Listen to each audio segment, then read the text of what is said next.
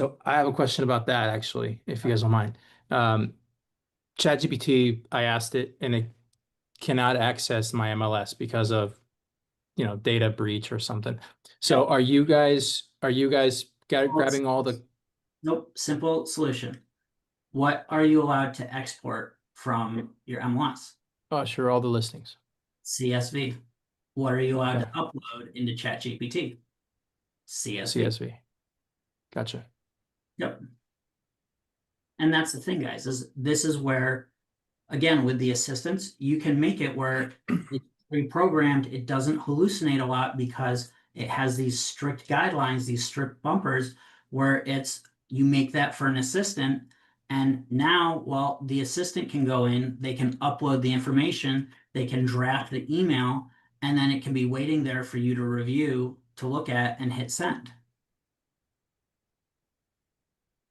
Yeah, it's amazing. The fact that I could upload an entire PDF worth of books, sometimes I'm doing my best to communicate effectively of so many of the things that I've actually read and practiced throughout the years.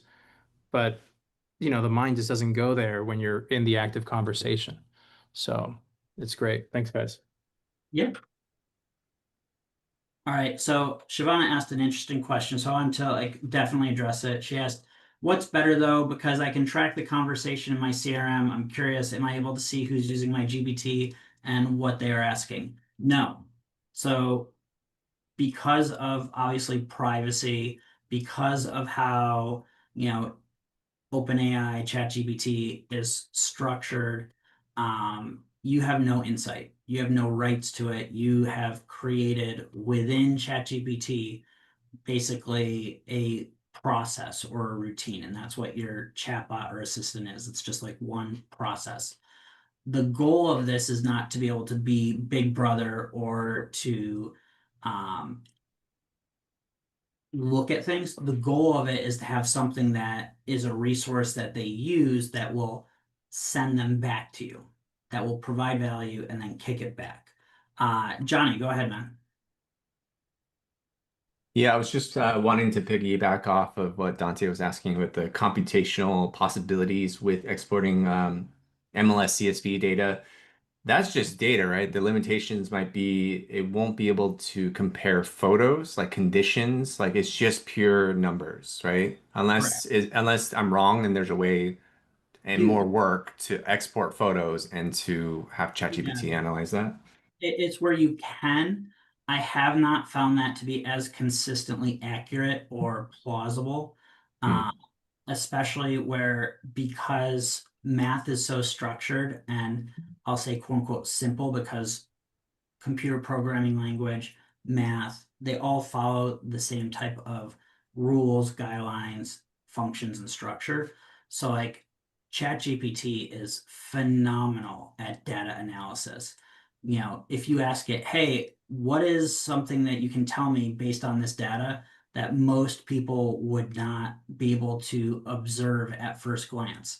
Just giving it free rein, and it will tell you all these different aspects that really, you would never kind of think of. And the best part is part of that data is the listing description, is, the beds, the Right. baths, the Yeah. square footage. So it's taking drastic comparisons and it will tell you like, hey, here's the median price per square foot. Here's the median price per square foot if it has a water view, if it has an elevator, if it's a walk-up, if it's a single family home compared to a multi or a condo or a townhouse. If it based on the zip code is in this zip code versus this other zip code. And that's where, like, again, if you use it conversationally to just kind of like talk through it, it will give you data insights that nobody is taking the time to do. And that's the kind of big prop up because too many people look at either AI or, hiring someone or doing anything in order to make up for a weakness for them instead of taking what they're already good at and turning it into a superpower. Because if you look at the most successful people, both in business and in life, they don't focus on improving what they're weak at. they focus at improving what they're best at and maximizing it.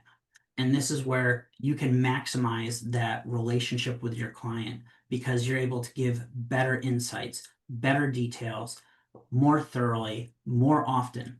How hard do you think it is? I'm going to pick on, let's see, Bethany. How hard do you think it's going to be to go to a seller that has gotten a weekly email that's detailed and with data about a price reduction if it's all been there? If all of the trending information has been laid out week after week after week. Bethany, unmute for 1 second. Do you think that that's going to be just a okay conversation? Or do you think it's going to be like that, oh, I dread it conversation because like this is terrible? I think it's gonna be an okay conversation. Exactly. And that's the whole point is if you're just having okay conversations and you're eliminating all those terrible anxiety inducing ones from your business, how much better are you going to be able to prospect? How much better are you going to be able to potentially work with and serve your clients? If they're getting this type of consistent communication, because guys, somebody tell me in the chat, what is the one thing most people complain about for their agents? I'll give you a hint, it starts with a C. No communication. Lack of communication. Exactly. But if you're getting all of that, if you're getting so much communication that's being pushed to them that they are seeing that they're cared for, that it's not fluff, that it's detailed about them. Doesn't matter if you have one listing or if you have 15, if all of this is able to be concisely done. And if you keep it in a GPT, like if you look at Kirby's side chat right there, you can see where it says GPTs and you can see where it says forward mentor, real estate brokerage advice, the power of 1,000 leaders, Kirby Chan content day, team forward EXP guide. Kirby Seller Success Guide, Kirby Chan Team Assistant, which, as we've been talking, he just went through and created. So that's the thing, guys, is like AI and ChatGPT assistants and projects can make it where you take what you're great at, working with people, marketing, communicating, and it turns it into a superpower. It throws gasoline on a bonfire. And all of a sudden, instead of having like a bonfire, you're having like that, oh my God, this is like crazy. It's a 3 block fire, just going just what like insane. And that's the other thing. It's like there's so many applications to this. So there's client facing, there's team facing, there's self facing, there's content creation. How many people here struggle with creating content because you feel like you're not a good writer? Somebody raise their hand or unmute and just jump on because I want to show you something that's so fun. Dante, great. Unmute. I'm here. Okay, perfect. So Dante, when you're sitting and you're trying to write content, are you thinking about like the punctuation, the grammar, you're looking at it and it's kind of messing with you as you're trying to type it and you're like, this isn't good, you're deleting and you're going through all of that? Yeah. Okay, perfect, because that's most people. Now tell me, if I ask you a question, can you tell me about what it was like for you at age 19 on the weekend? What was your life like on the weekend at age 19? I was probably doing a marketing promotion for yeah, at Okay, you're some sort of event with thousands of people, and I was wearing a branded shirt. okay. You're doing marketing presentations for thousands of people with a branded shirt. You're conveying that. How did that make you feel? Uh, What's the story? it was good. I mean, and it was having to approach a ton of people. I mean, it was uh,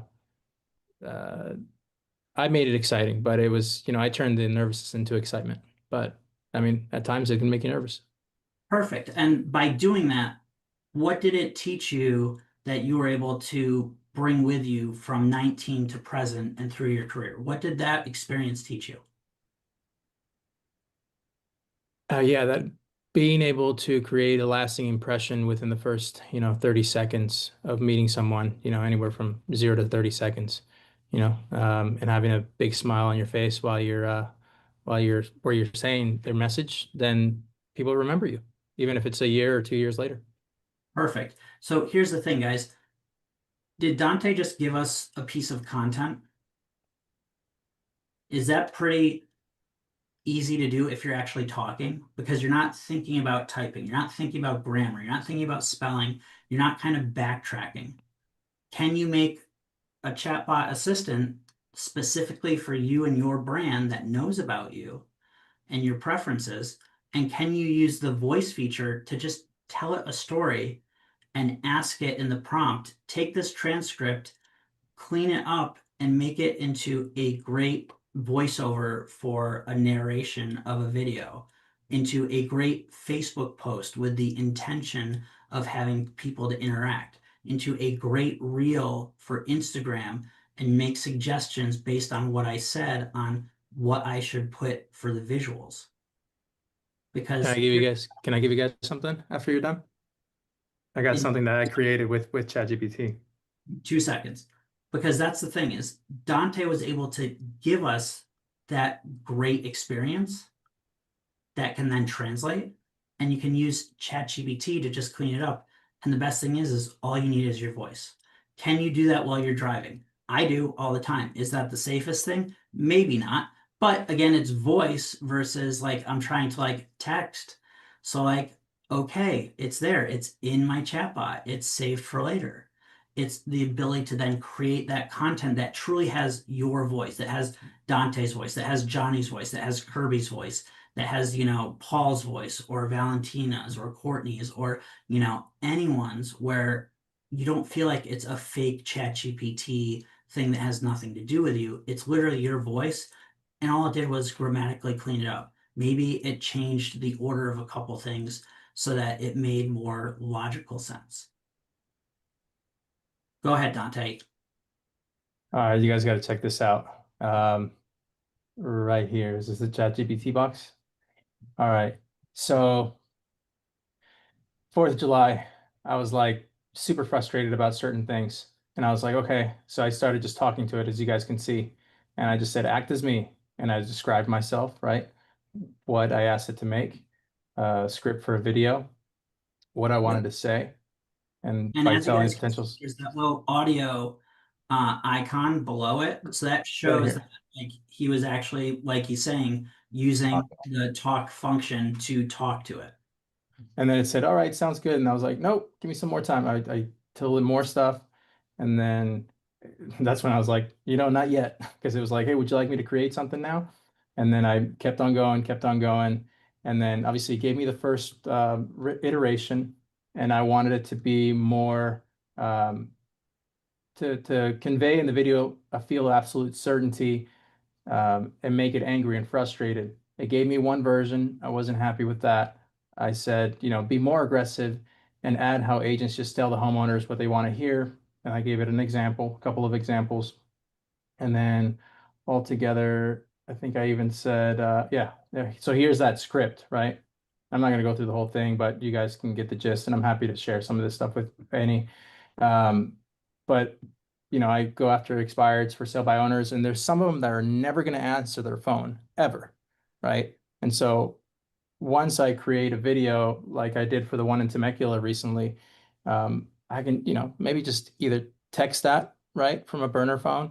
And then people are going to get curious. They're going to click on the video. And if anything, have this video up on, you know, send it to my database and, saying something like, who do you know that tried to sell their house and didn't have success?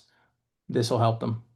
So So it's anyway, funny that you mentioned that, Dante. So um yeah, here I'm gonna stop sharing. yeah. Yep. Why don't you just pull that down for a second?